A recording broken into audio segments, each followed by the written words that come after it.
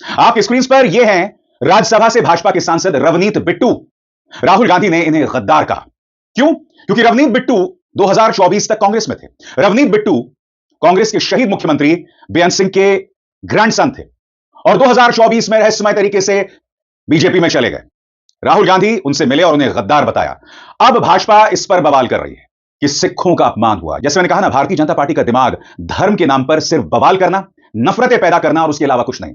मगर सबसे पहले हम सुनते हैं राहुल गांधी को, और राहुल गांधी के पक्ष में उनकी बहन प्रियंका गांधी वाड्रा भी आई। राहुल गांधी, उन्होंने कहा कि यह किताब एक कायर की कहानी है।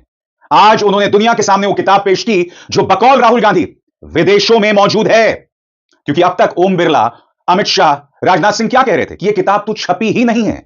मुद्दा यह नहीं है दोस्तों कि वो किताब छपी नहीं है, मुद्दा यह कि कैरावान में उसके अंश छप चुके हैं। पूर्व सेना प्रमुख नरवाणे ने इस पर कोई आपत्ति दर्ज नहीं की है, ना राहुल के बयान पर, ना कैरावान के उस लेख पर।